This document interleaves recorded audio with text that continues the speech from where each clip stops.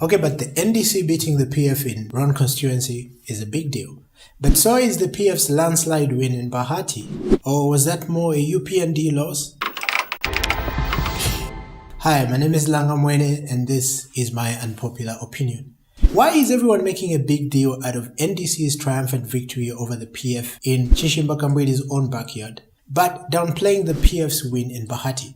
To me, the two results showed us two sides of the same coin. The message which is clear in both cases is the PF is not invincible and the UPND, even after all these years, still cannot mobilize itself outside its traditional strongholds. Basically, the two largest political parties in the country have shown us severe weaknesses. The NDC's victory is all the more remarkable because everyone has always thought Kopala to be a PF stronghold, but I've always found that to be a rather myopic view because there's no ruling party which can lay claim to a major urban area. Realistically speaking, Lusaka and the Kopo Belt will always be a toss-up. Now, another interesting tidbit is that the PF lost in Roan even though Chishimba Kambwedi was not even on the ballot. To his credit, Mr. Chishimba Kambwedi had always maintained that the reason he was contesting his expulsion from parliament was so that he could avoid a costly by-election which he was however confident he could win. Yet the PF were adamant, so they pulled every trick in the book to force a by-election. It is either they still believe that their party is very popular everywhere, or they seriously, desperately need enough numbers to make up the two-thirds majority in parliament. Why two-thirds?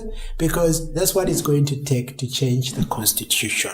Remember, in a previous video we talked about the National Dialogue Bill. We concluded then that it was simply the beginning of a process to amend the constitution. So beginning 23rd April, the National Dialogue Forum will be constituted, and the main outcome from the Dialogue Forum is amendments or refinements to the constitution. Now, for those refinements to pass, it requires the votes of at least 67% of all members of parliament, which is about 109 votes. The PF currently has about 88 seats, and that could be pushed up to 102 if all the independent MPs vote with them. So they are still short of about 5 to 7 votes. Anyway, they tried it. They called Kambwedi's bluff and they suffered what they are calling a minor setback. This to me suggests that Chishimba Kambwedi could actually bring more value to a union with the UPND than GBM did in the last election. I mean, forget delivering the northern vote. The embattled UPND VIP could not even defend his own seat. This despite having the full backing of the area chief and despite putting forward his own daughter who's carrying his last name on the ballot. It is often said that for one to win an election in the rural areas, one of the biggest factors is that candidate's last name. Some may call it tribalism, but I find that the people in the rural areas believe that empowering one of their own is the only sure way of beginning to empower the entire community. In conclusion,